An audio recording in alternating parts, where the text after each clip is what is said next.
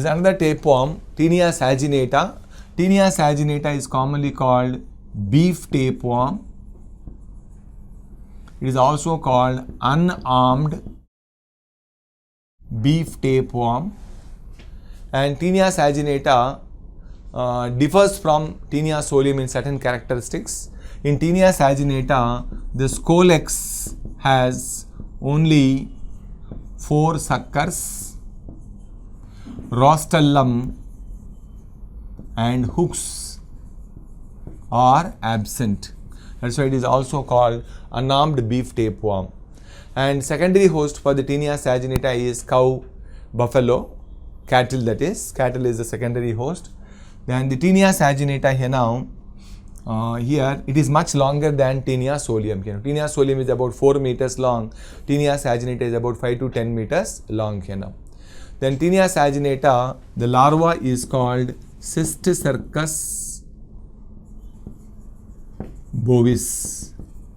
The larva is called Cysticercus bovis. In Taenia solium it is called Cysticercus cellulose, whereas in Taenia saginata it is called Cysticercus bovis here now. Then the uterus of Taenia solium, about 7 to 13 pairs of lateral branches are present, whereas in the uterus of Cysticercus, that is Taenia saginata, about 15 to 20 lateral branches are present here now. Okay. Then vagina is with sphincter in case of Taenia solium, without sphincter in case of Taenia saginata. In Taenia solium, apolysis occurs in the form of chains now, whereas Taenia saginata occurs always single. There is only one gravid proglatid gets detached from the parent for each apolysis. And there are certain essential differences between the life cycles of Taenia solium and Taenia saginata. Dipylidium caninum is commonly called dog tapeworm. Hymenolopus nana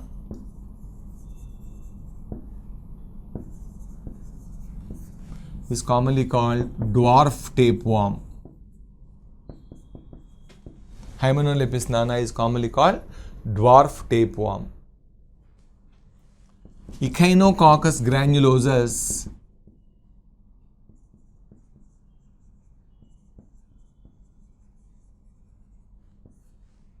is commonly called dog tapeworm or hydatid worm. Dog tapeworm or hydatid worm. One of the unique characteristic features of Echinococcus is strobila contains only 3 proglatids. Strobila has only 3 proglatids, namely immature, mature and gravid. For the Echinococcus granulosus, now dog happens to be the primary host. The sheep, goat and all that, they happen to be the secondary host here now. And human being is an incidental host. Human being accidentally gets infected by Echinococcus because of handling and fondling of contaminated dogs with the oncospheres.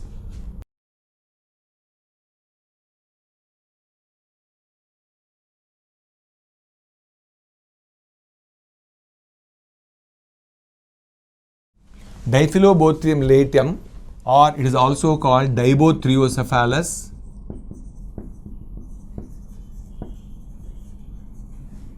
This is the longest tapeworm, commonly called broad fish tapeworm. Broad fish tapeworm. Here these proglatids, about 2000 to 3000 proglatids are present in the strobila, and it is longer than all the tapeworms, longest tapeworm in human being. The smallest tapeworm of human being is Hymenolopus nana, but among tapeworms the smallest is Echinococcus. Among tapeworms, if you consider, without considering the host here now, Echinococcus granulosus happens to be the smallest. Among human tapeworms, the smallest is Hymenolopus nana, which is commonly called dwarf tapeworm. Now Dibotriocephalus or Diphyllobothrium latum, the scolex is with 2 bothria. It has got 2 longitudinal slits called bothria, but without suckers and hooks here now. Here the eggs hatch into Coracidium larva eggs hatch into Coracidium larva.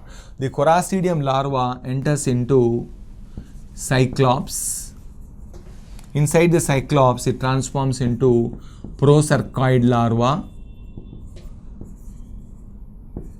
Now Cyclops is eaten away by fish here now. Inside the fish, it transforms into Pleurocercoid or Sphagnum. Okay. Egg hatches into Coracidium larva. Coracidium enters into Cyclops. Inside the Cyclops, it transforms into Procercoid larva. The Cyclops is eaten away by fish here now. So in the fish, the Procercoid transforms into Pleurocercoid or Sphagnum, and this fish is infective to man, as it happens to be a trigenetic cestode with the two intermediate hosts and a primary host here now. Now we'll talk about the important characteristic features of Nemathelminthes here now.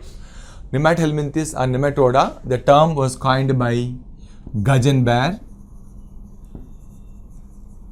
All Nemathelminthes, along with about 6 to 7 phyla, are placed under superphylum Aschelminthes. All pseudocoelomate phyla are placed under Aschelminthes, and the term Aschelminthes was coined by Groben. Now, what are the unique characteristics of the Nemathelminthes now? Nemathelminthes, the cuticle is collagenous.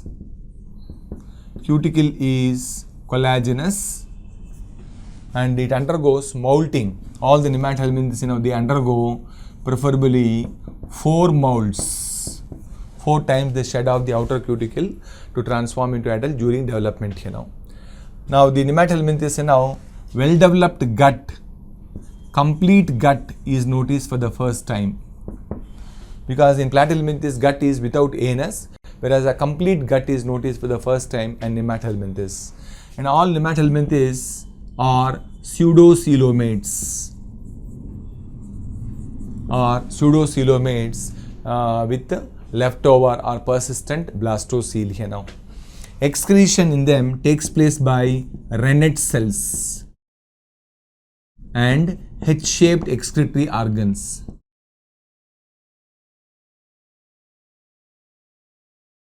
Excretion takes place by rennet cells and H-shaped excretory canals here now. And they exhibit a unique phenomena called eutely. All Nemathelminthes exhibit a unique phenomena called eutely, where the number of the cells remains constant till they attain adulthood here now. Number of the cells in each organ of a particular species remains constant till they attain adulthood here now, except the gonads here now. Then they all are unisexual with a distinct sexual dimorphism.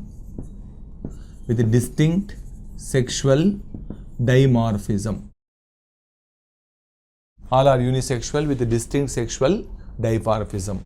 Then they've got, it is divided into, the phylum Nemathelminth is divided into 2 classes now, Aphasmedia and Phasmedia. In Aphasmedia, phasmids are absent. Phasmids which are chemoolfactory function, they are entirely absent. The amphids, Aphasmedia, phasmids are absent but amphids are present. In Phasmedia, both phasmids and amphids, both of them are well developed here now. So in Phasmedia, phasmids are glandulosensory in function. They are towards the posterior region, they are present near the tail here now. Amphids are chemoreceptors. They are on the lips here now. Both of them are well developed, whereas in Aphasmedia, phasmids are absent. Okay, even excretory canals are also absent. Then examples for Aphasmedia are Trichurus trichura, which is commonly called whipworm, Trichinella spiralis, .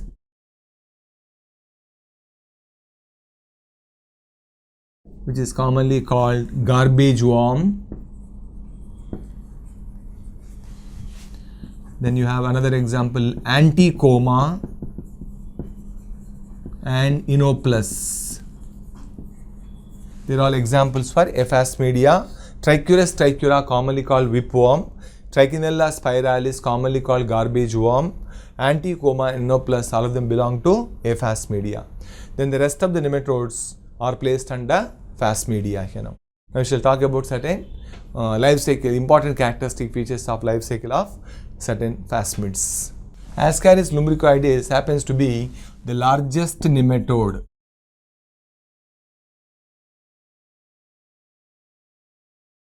Largest nematode parasite, okay, with a distinct sexual dimorphism.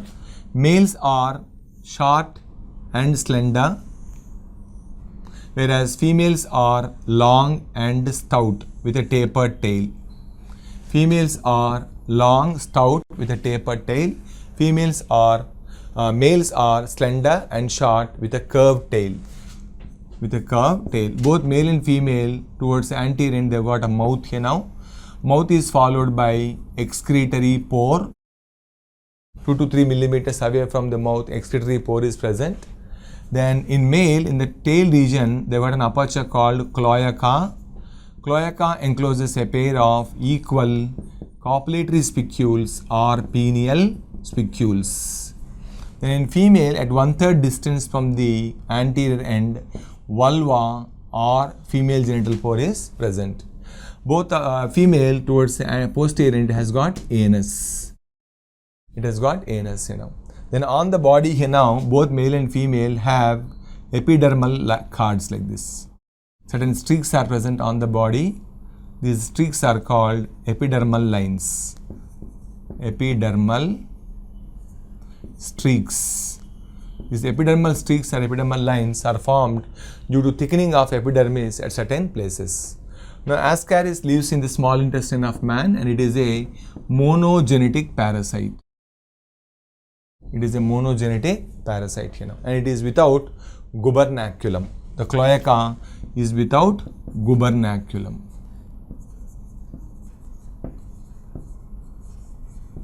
Cloaca is without gubernaculum. Then in both male and female, mouth is guarded by 3 lips.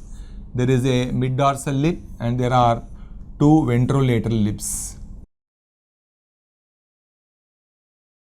So mouth is guarded by 3 lips here now. This is the mid-dorsal lip and these are ventrolateral lips. Then on the mid-dorsal lip there is a double papilla and each ventrolateral lip there is a single papilla and an amphid. Single papilla, amphid. Towards the posterior end there is a double papilla. So there is a single papilla. The single papilla happens to be labial papilla and this is an amphid. And in each double papilla there is a labial papilla and there is a cephalic papilla. And there are 6 labial papillae and 4 cephalic papillae are present. 6 labial papillae, 2 plus 4, 6. 6 labial papillae and 4 cephalic papillae are present here now. All these labial and cephalic papillae are tactile in function, whereas amphids are chemoreceptors. The innermost margin of the lips is denticulated. Innermost margin of the lips is denticulated for rasping the food, for masticating the partially digested food. Then in males now, the tail, if you observe, it has got a cloaca and before cloaca there are 50 pairs of preanal papillae are present. 50 pairs of preanal papillae are present and behind cloaca there are 2 pairs of double papillae and 3 pairs of single papillae. So these are called post-anal papillae. So 5 pairs of post-anal papillae, 50 pairs of pre-anal papillae are present in the tail of male. All these papillae help in clasping the female at the time of copulation. And Ascaris, male is monarchic with a single testis, female is didelphic with a pair of ovaries. Female is didelphic with a pair of ovaries. And the gonads are telogonic.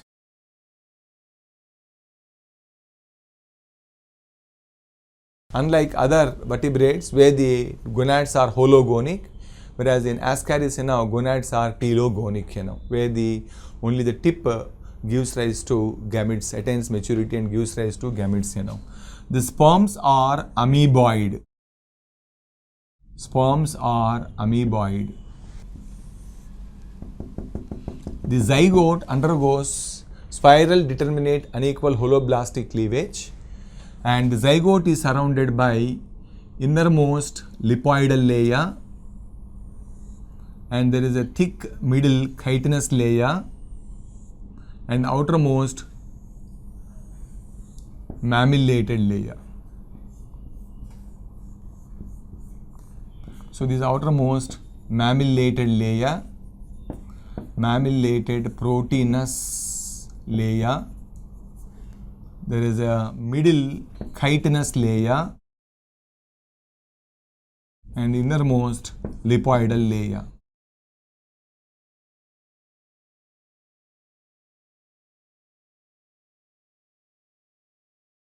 So female lays about 27 millions of zygotes in entire lifespan at the rate of 2 lakh per day. The eggs come out of the female along with the feces. Then while they are in the soil, they undergo spiral determinate cleavage to form the first stage larva, that is rhabditiform. Rhabditiform larva is formed within the eggshell. The first stage rhabditiform larva, while it is in the eggshell, undergoes first molting to form second stage rhabditiform larva. The zygote with second stage rhabditiform larva is infective to man. The mode of infection is through contamination. Cockroaches and houseflies act as carriers.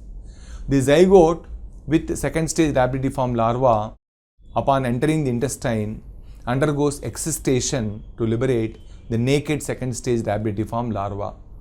The naked second stage rhabditiform larva, it pursues an extra-intestinal migration.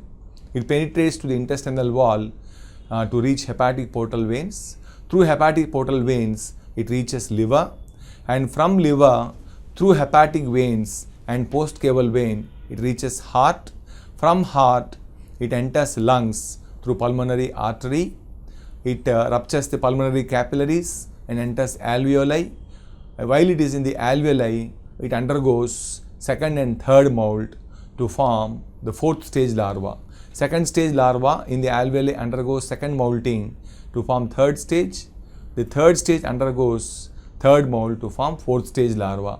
Fourth stage larva ascends the respiratory tract to reach the pharynx. From pharynx, once again, it reaches its abode, that is small intestine, through esophagus, stomach and duodenum. On entering the intestine, it undergoes the final molt to form young one. So remember, the first molting takes place while it is within the eggshell. Second and third molts occur in the alveoli. Fourth molting takes place in the intestine to form young one. This young one within 2 to 2.5 months transforms into adult. The adult life cycle is lifespan is hardly for 1 year. Then the adults grow bigger. They feed on partially digested food voraciously, and once again they transform into adults to perpetuate the life cycle. The larvae cause lung pneumonia, which is also called Loeffler syndrome.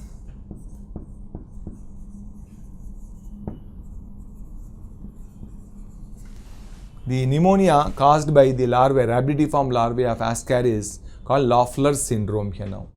While the adults cause ascariasis.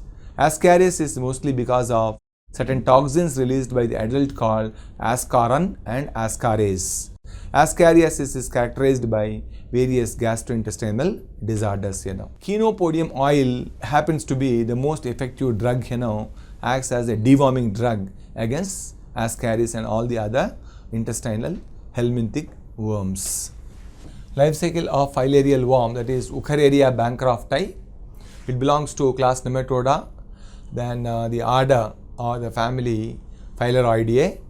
It lives in the lymph glands and lymph vessels of forelimb, hind limb, scrotum and breast of human being. It is a digenetic parasite. Primary host is human being and secondary host is female culex. The adult parasites were discovered by Lady and Bancroft. Wucherer found the larvae in chylous urine. Wucherer found the larvae in chylous urine. Demarque found them in blood and hydrocealic fluid. So adults were discovered by Bancroft and Lady.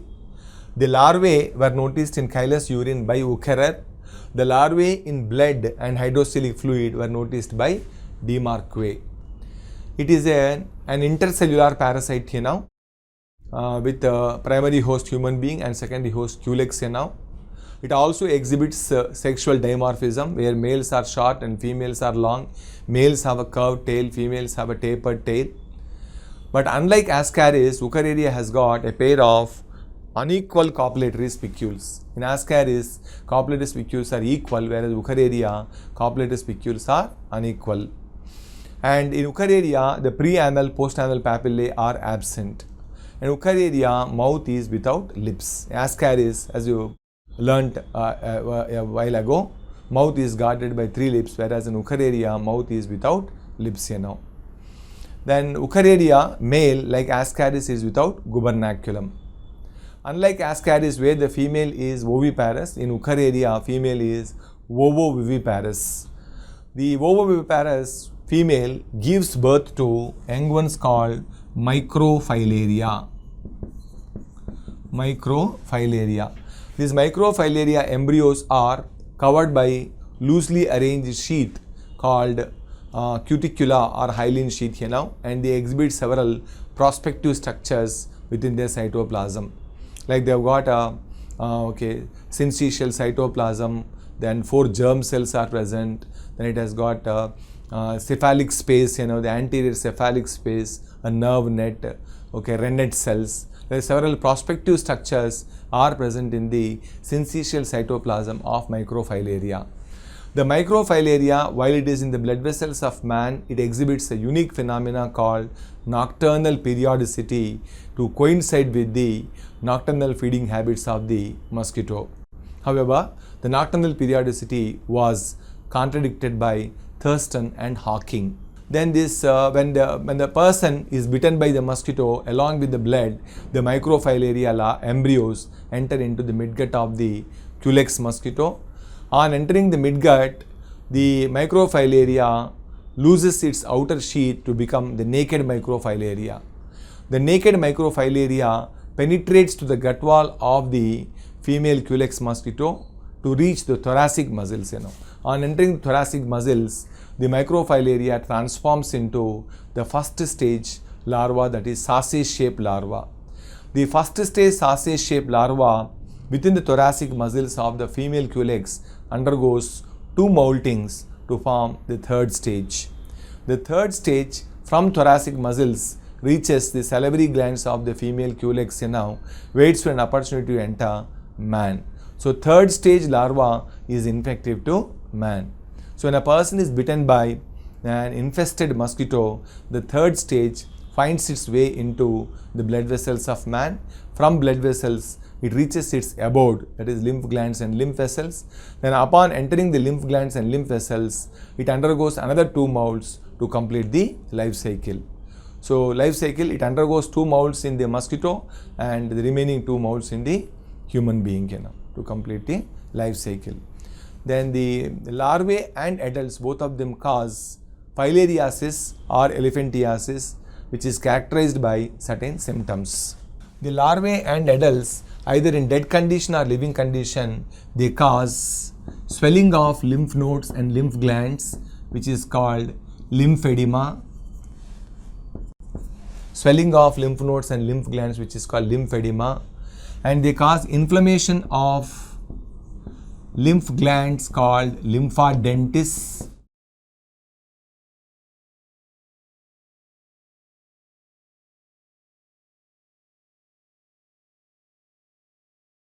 And they cause inflammation of lymph vessels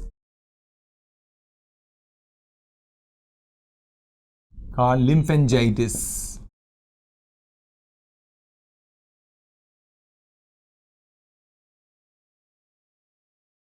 Inflammation of lymph glands is called lymphadentis. Inflammation of lymph vessels is called lymphangitis.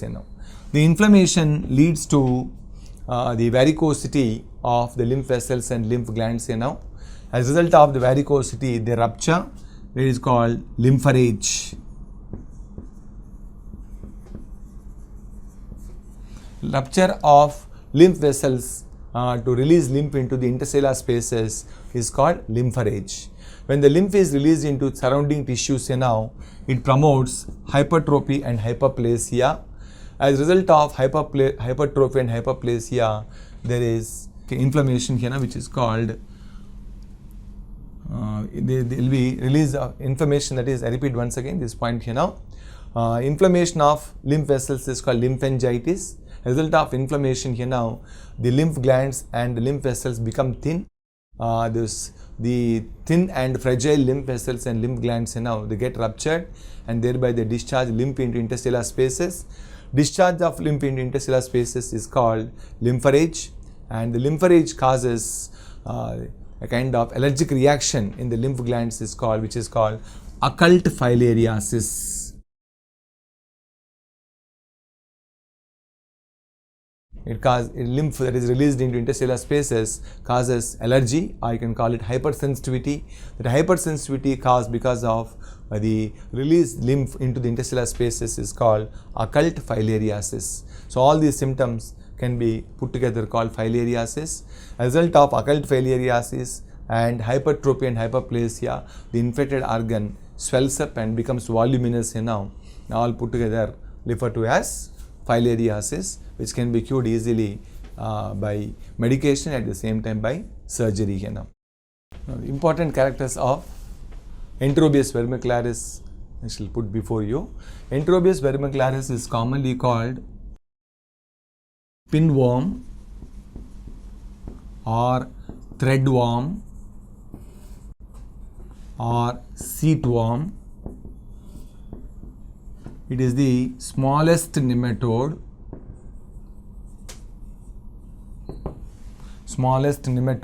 It lives in cecum,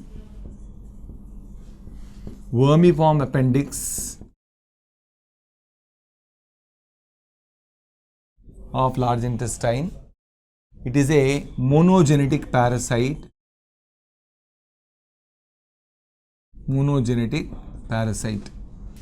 It is also called Oxyurus vermicularis.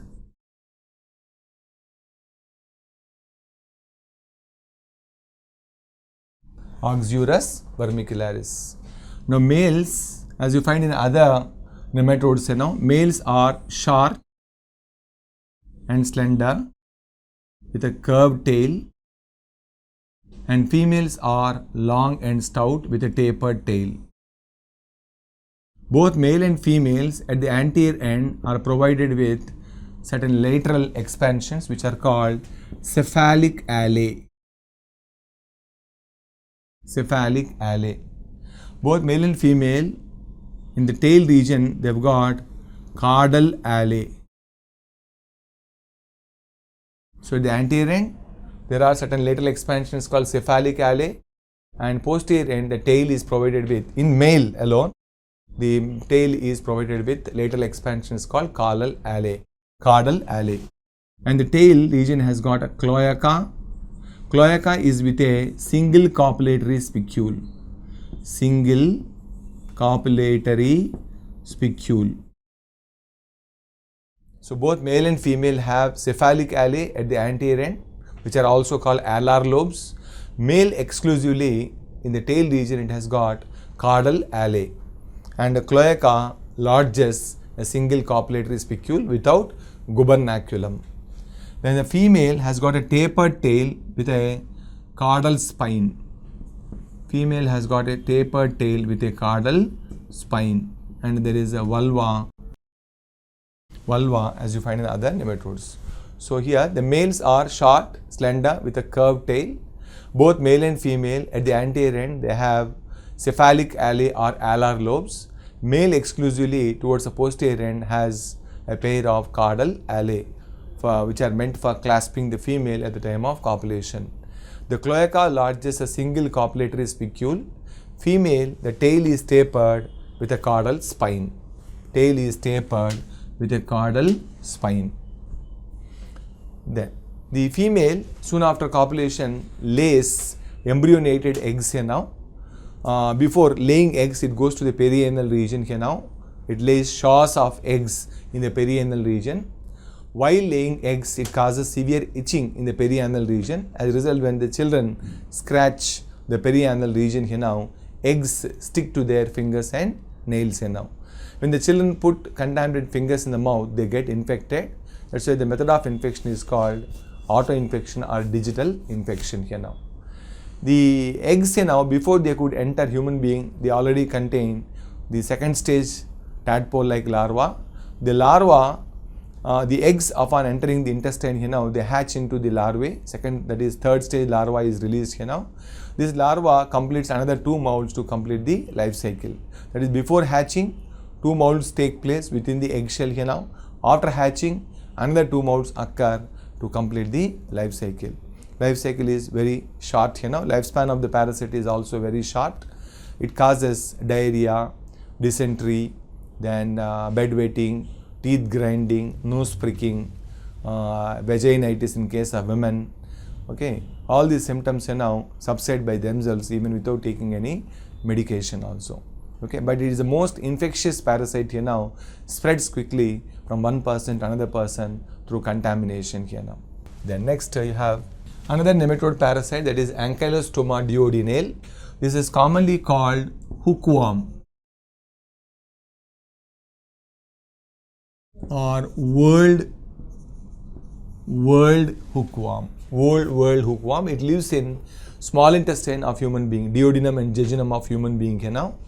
There is another parasite which is akin to Ankylostoma, that is Necator americanum. This Necator americanum is commonly called New World hookworm or American murderer. Like other nematodes, it is also unisexual with a distinct sexual dimorphism here now. The male and female, males have a curved tail and females have a tapered tail. Male has got a pair of equal copulatory spicules here now.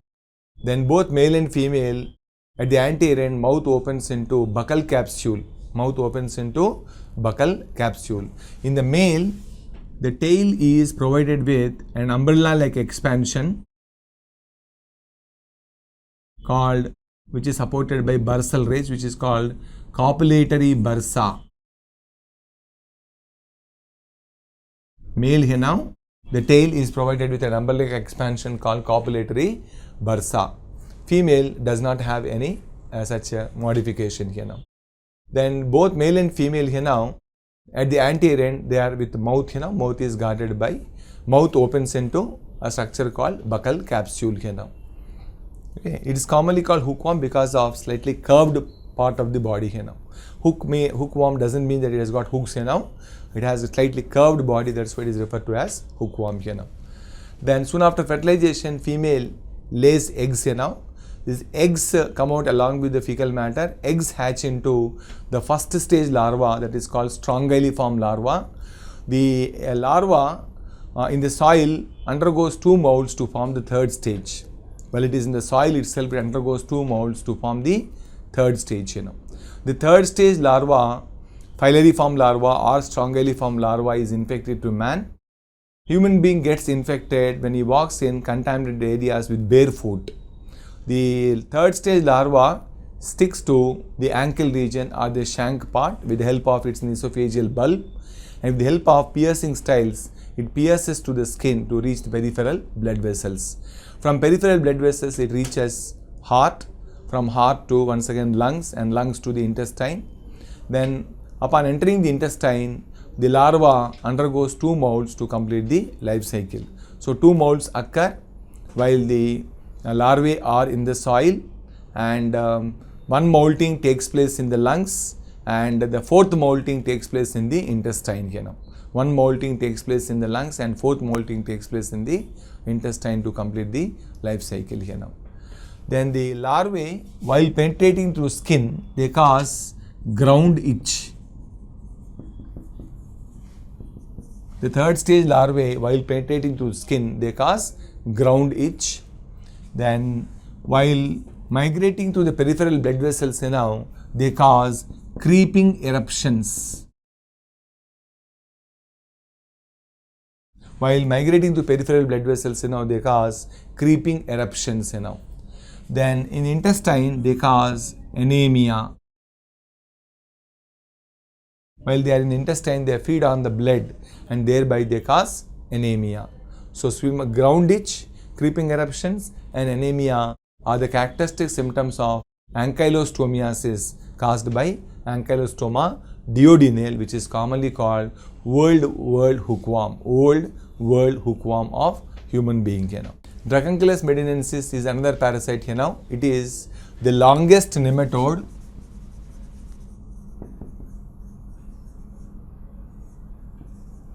It is a viviparous nematode here now. Male is with a pair of equal copulatory spicules.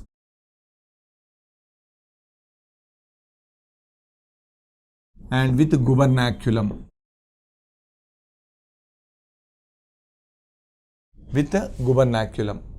The primary host is human being and secondary host is Cyclops.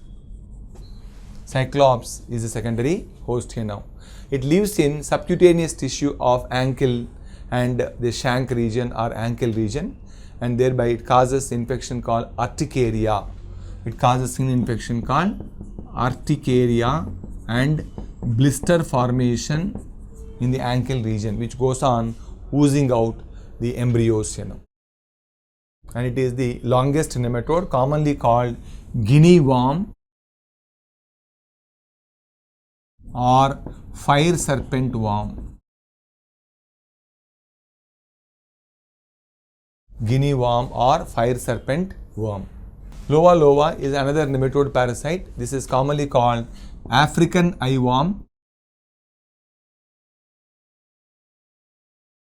African eyeworm here now, and its secondary host is Chrysops, which is commonly called mango fly. This is secondary host. Primary host is human being. Secondary host is Chrysops mango fly. Loa loa is also a viviparous nematode.